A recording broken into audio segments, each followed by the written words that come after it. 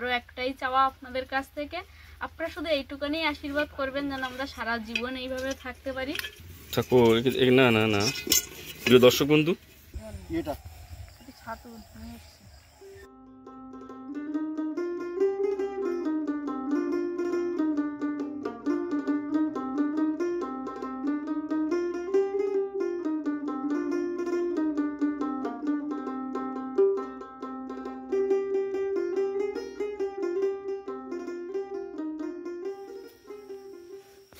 একে যা হাত পাত কই নে খাও বসে বসে।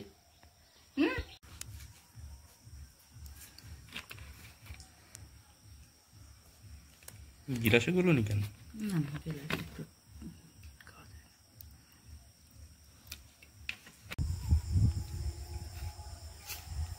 নমস্কার বন্ধুরা, সাথী বিপ্লব ব্লগের সমস্ত দর্শক বন্ধুকে জানাই স্বাগত। সকাল সকাল আজকের ভিডিওটা শুরু করলাম। আমি সাথী বিপ্লবের মা, বিপ্লবের বাবা মাঠে কাজ করতে গেছে অনেক সকাল সকাল, তাই ওনার জন্য একটু টিফিন নিয়ে যাচ্ছি। আর আজকের বাড়ির যা যা কাজকর্ম হবে আপনাদের সবটুকুই দেখানো হবে। আপনাদের অনুরোধ রইল, ভালো লাগলে কমেন্ট বক্সে জানাবেন। আর এটা একটু বলো, জল গরম জল, একটু গরম জল আছে, গরম জল দিয়ে ছাতুটাই গলে নিয়েছি। এধার দিয়ে তো ধান, এধার দিয়ে যায়।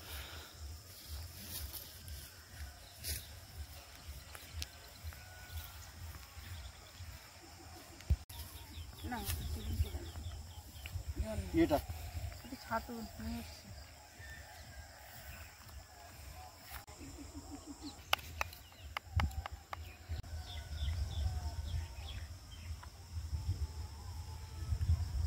বহুত ভালো লেগেছে।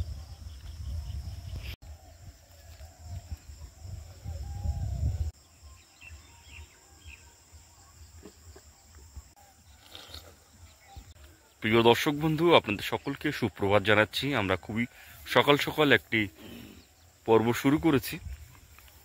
বাবা আমাদের থেকে অনেক আগে উঠেছে, মাও অনেক আগে উঠেছে, আমরা একটু দেরিতে উঠেছি। আর বাবা সকালবেলা উঠেই আমাদের আগে যে ধানগুলি আমাদের প্রথমে কাটা হয়েছিল সেই ধানগুলি শুকিয়ে গেছে, সেগুলি এখন বিচুলি বাঁধা হচ্ছে। তো সেই কারণে বাবা একটু ক্ষুধার্ত হয়ে গেছে, যেহেতু অনেক সকালে উঠলে মানুষ একটু খিদে পেয়ে যায় সকাল সকাল, তো সেটা করেছে। আর সেই জন্য বাবা একটু ছাতু খেলো। এবারে ধানের বিচুলি কি করে বাঁধা হয় সেটা অবশ্যই দেখাবো আপনাদের সকলকে।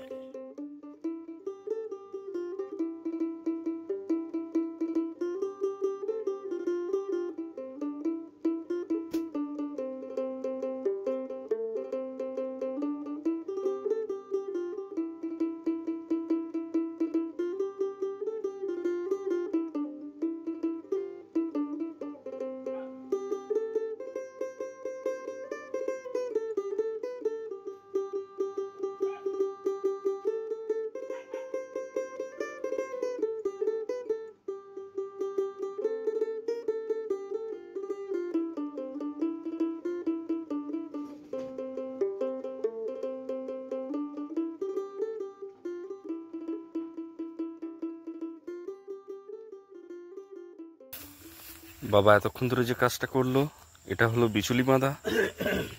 ধান কেটে শুকানোর পরে ঠিক এই অবস্থাতেই বাঁধতে হয়।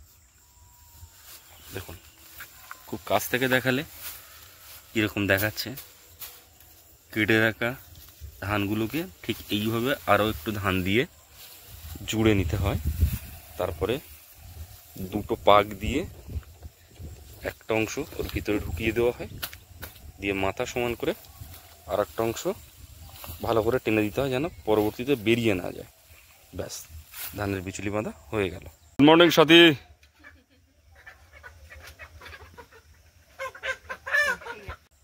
এবারে এই কাজটা আমিও একটু করব বাবার সঙ্গে। বাবা ওইদিকে করতে লাগুক, ততক্ষণে আমি এই দিকটায় করি।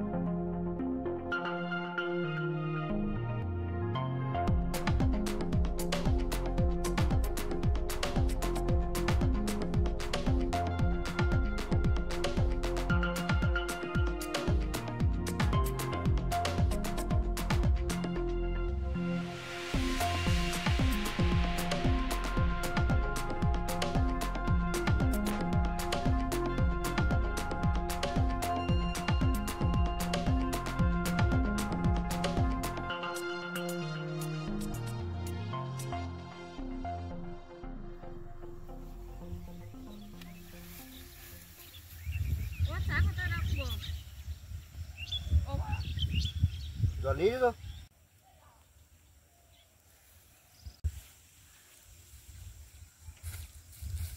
ও বা এই চা আর এই জলের উপর রাখলাম। হ্যাঁ হ্যাঁ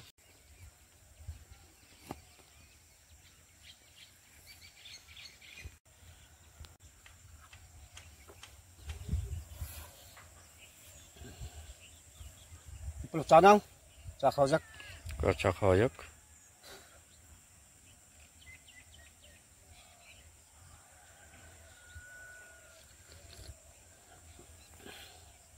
আজ চাটা ঠিক হয়েছে, ভালো লাগছে? কি কি বেশি ভালো হয়েছে, চিনি পারফেক্ট হয়েছে না লিকার পারফেক্ট হয়েছে? বিকাল মনে হচ্ছে একটু বেশি হয়েছে, কিন্তু আর সব ঠিক আছে। লিকার একটু বেশি দিয়েছে তোমার বৌমা, কি আর করা যায়।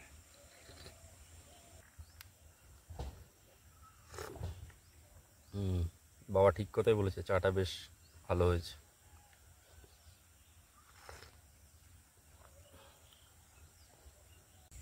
ও চা খাওয়া হয়ে গেছে। হ্যাঁ চা খাওয়া হয়ে গেছে। আমি ডাল কটা আবার তুলে নেবো, পেকেছে দেওয়া যাবে, এখানে যাও। এইখান থেকে দেওয়া যাবে।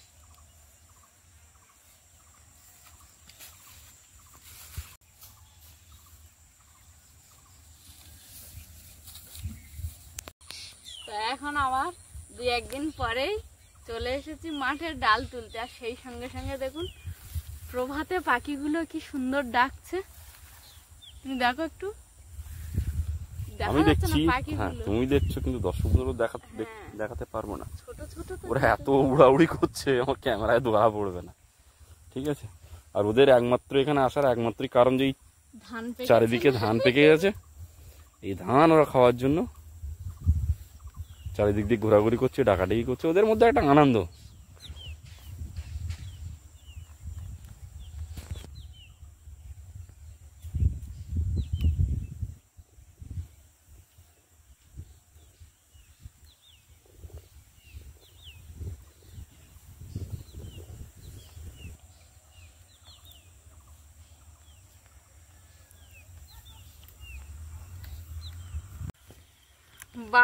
বাবার বড় ছেলে এদিকে ধান বাজছে, আর তার পাশেই আমি ডাল বাগান থেকে ডাল তুলছি। আর ঘরের মধ্যে মা বাচ্চারা চলে এসছে, তাদেরকে নিয়ে পড়াশোনা করছে। আর ভাইও বাড়ির মধ্যে উঠানে একটু কিছু জায়গায় ঘাস ছিল, সেখানেই ভাই ঘাস পরিষ্কার করছে। আর বর্ষার সময় পাতা ইটগুলো কিছুটা ভাই তুলে দিচ্ছে। তুমি এর মাঝখানে সবকিছুই বলেছো, একটা কথা একেবারেই বলো না। খোকার কথাটা না না, তাহলে খোকা তো চা খেয়েছে। হ্যাঁ তুমি এটা একেবারেই বলনি যে সাথী বিপ্লবের ক্যামেরাম্যান বিপ্লব এই মুহূর্তে মাঝে মাঝে ক্যামেরাও করছে চারিদিকে। হ্যাঁ সেটা করছে 100 বার। আমার ভুল হয়ে গেছে, একদম ভীষণ বড় ভুল করেছি। তো এত কাজকর্মের মাঝখানেও ক্যামেরা করা, ভিডিও রেডি করে আমার দর্শক বন্ধুদের একটু আনন্দ দেওয়ার চেষ্টা। বেশ কয়েকজন দর্শক বন্ধু আছেন যারা দেখছেন কিন্তু সাবস্ক্রাইব করছেন না, অথবা সাবস্ক্রাইব করেছেন কিন্তু কমেন্ট করছেন না, লাইক করছেন না। প্লিজ দর্শক বন্ধু, আপনারা যারা প্রথমবারের জন্য অথবা বেশ কয়েকদিন ধরে, বেশ কয়েক মাস ধরে আমাদের সঙ্গে জুড়ে আছেন, প্লিজ সাবস্ক্রাইব করুন, প্লিজ লাইক করুন, একটা আপনার মতামত রেখে যান কমেন্ট বক্সে, একটু নতুন সাজেশান, একটু নতুন আইডিয়া, প্লিজ আপনাদেরকে রিকোয়েস্ট করছি। প্রিয় দর্শক বন্ধু, মাঠের কাজ সমাপ্ত হয়েছে আমাদের, এখন বাড়ির দিকে যাব। সাথী অবশ্য মাঠে কিছুক্ষণ হয়তো আরও থাকবে, বাবা আর আমি এখন বাড়ির দিকে যাব। আর বাড়ির মধ্যে কি কি হচ্ছে একটু ক্যামেরাবন্দি হবে না, সেটা তো হতেই পারে না। চলুন বাড়ির দিকে যাই। জানেন তো দর্শক বন্ধুরা, মায়ের কাছে এমনি ওরা যাতায়াত করছে, এখনো ভর্তি হয়নি, মানে অভ্যাসটা তৈরি হচ্ছে। দুটো বাচ্চা, একটা হচ্ছে দীপশিকার ভাই, আর একজন হচ্ছে শিল্পার বোন। শিল্পার বোন এসে মাঝে মাঝে খেলনা মাটি খেলে যাচ্ছে, আর দীপশিকার ভাই আসছে সকালবেলা করে আমার পেছনে ঘুরছে। আমি রান্নাঘরে ঢুকলে সে রান্নাঘরে যাচ্ছে, আমি পুকুর পাড়ে গেলে সে পুকুর পাড়ে। তার কারণ হচ্ছে আমি প্রতিদিন চা বানিয়ে সবাইকে দিই বাড়ির মধ্যে, এবার ওর দরকার হচ্ছে চাটা খাবে। তো আজকেও আমি ও আসা মাত্রই শুনেছি, খোকা তোর জন্য কি চায়ের জল নেবো? খোকা বলেছে হ্যাঁ। এবার মাকে তো প্রথমে চা ছাড়াই শুধু তুলসী পাতা ফোটানো জলটা দিই, এবার ওটা ঢালার পর আমি পেছন ঘুরে গেছি, ও ভাবছে কি ওকে ওটা দেবো।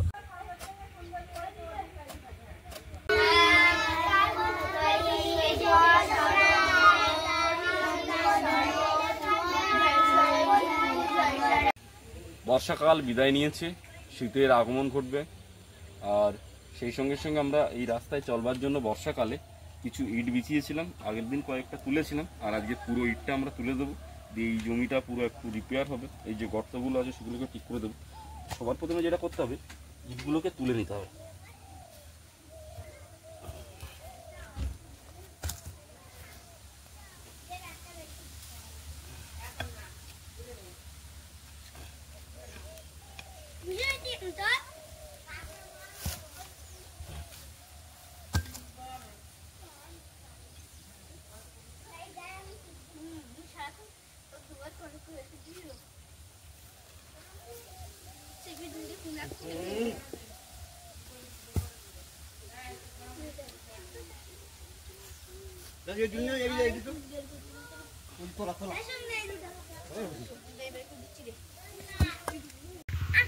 বিপাশা, তোর দিন দিন দুষ্টুমি বাড়ছে, তোর তো দিন দিন দুষ্টুমি বাড়ছে। হ্যাঁ, এত হাসি। এদিকে আয়। সকালবেলা চা খেয়েছিস? কে দিয়েছিল? কাকিমা? রে বর্ষা, তুই সকালবেলা কি খেয়েছিস? বোতল দুধু? ঘুরিস না, ঘুরিস না। এরা খুবই ছোট, এরা পড়তে আসে, কিন্তু পড়তে এসে এরা অ্যাকচুয়ালি করে খেলাধুলো। এদেরকে পড়ার কথা বললে, এই যে চিনতে পারছিস তোদের? প্রিয় দর্শক বন্ধু, গ্রামের রাস্তা ধরে যে যানটা যাচ্ছে এটা আমরা বলি ইঞ্জিন ভ্যান। এখানে পণ্যবাহী গাড়ি এগুলোর উপরে রড, বালি, সিমেন্ট, ইট গ্রামের এক প্রান্ত থেকে আর এক প্রান্তে যায়, বিল্ডার্সের এক প্রান্ত থেকে আর এক প্রান্তে যায়। এছাড়াও ধান বা অন্যান্য যেগুলো ভারী সরঞ্জাম, যেগুলো এক প্রান্ত থেকে আর এক প্রান্তে নিয়ে যেতে হয়, সেইগুলো এই গাড়িতে করে মোটামুটি চলাচল করে। বাচ্চাদের সব ছুটি হয়ে গেছে, একে একে সব বাড়ি চলে যাচ্ছে। এই যে খালপাট ধরেই যায়, অনেকের গার্জেন নিতে আসে, আবার যারা একটু বড় বাচ্চা তারা কিন্তু একা একাই যায়, তাই না খোকা? এগো কালকে সকালে চায়ের জল নেবো তোর জন্য।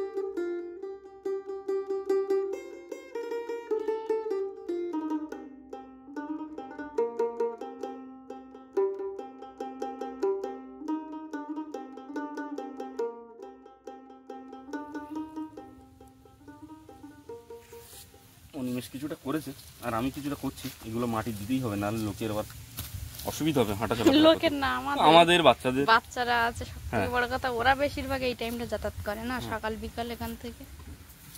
আমরা তো বড়রা তো দেখানো করে চলে যেতে পারবো, ওরা যেতে পারবে না। অনিমেষ এগুলো দিয়েছে।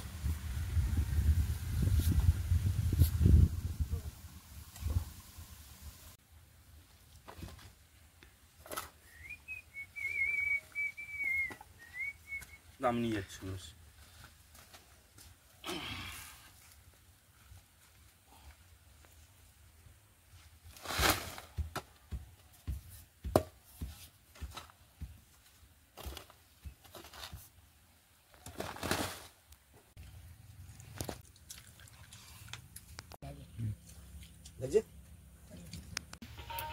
সকালের খাওয়া দাওয়া শেষ করেছি, করার পরে মা মুরগিগুলোকে খেতে দিল। সকাল থেকে ওদেরও খেতে দেওয়া হয়নি, তো আমাদের খাওয়া দাওয়ার পরে ওদের খেতে দিয়ে এখন আমি পুঁই শাকের মাচানের ধারে চলে এসেছি এবং মায়ের জন্য আমি দাঁড়িয়ে ওয়েট করছি, কারণ কাঁকড়া আছে, একটু পুঁই শাক কাটা হবে, পুঁই শাক দিয়ে কাঁকড়া রান্না হবে। তো মা আসলে মার থেকে দেখিয়ে নেবো কোন পুঁই শাকের ডালটা কাটা যাবে।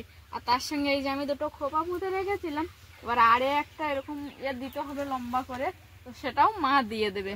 কারণ আমি যেটুখানি পারি সেটুখানি করে রেখেছি, আর যেটা পারি না সেটা মায়ের জন্য ফেলেই রাখি, মা করে দেয়। আমার এই বাঁশটাকে আরে দেবে বলছিলে? হ্যাঁ ওইটা ওখানে রাখলাম, ধরো দিলে কোন দিকে দেবে? ওইটা এইদিকে না লেবেল করে এরকম? হ্যাঁ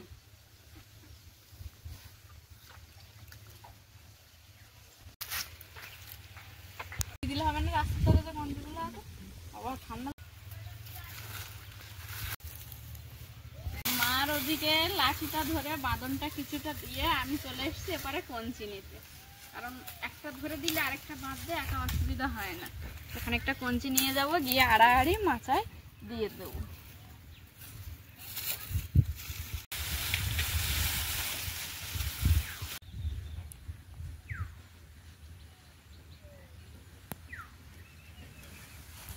হয়ে গেছে।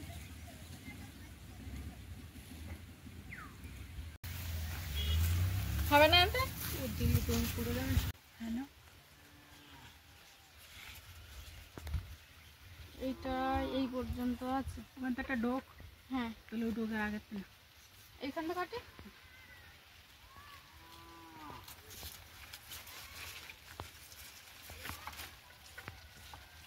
এটাই কাটবো।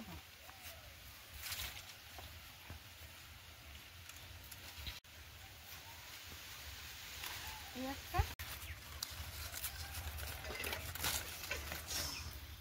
হয়ে যাবে ওটা।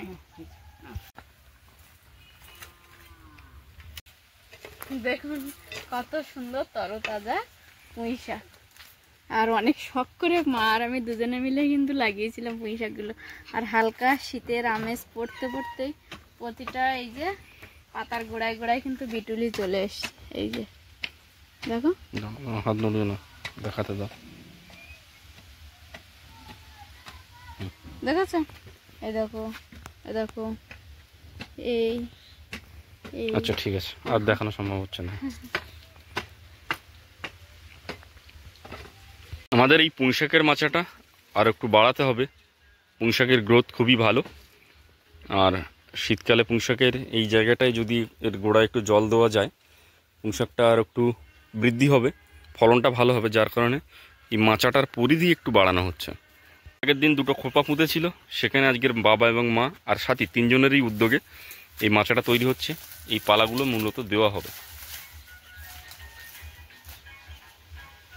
বাবা মাকে ওদিকে কিছুটা কাজ এগিয়ে দিয়েছি, এবার ওই কাজটা বাবা মা করতে লাগুক। ততক্ষণে আমি এই যে সবজি কাটতে বসে গেছি। এখন পেঁপে কাটছি, আর একটু কাঁকড়া ছিল, কাঁকড়া দিয়ে পুঁই শাক দিয়ে একটা সবজি রান্না হবে। কাঁকড়া কিন্তু চলে যাবে কিন্তু উঠে থাকো।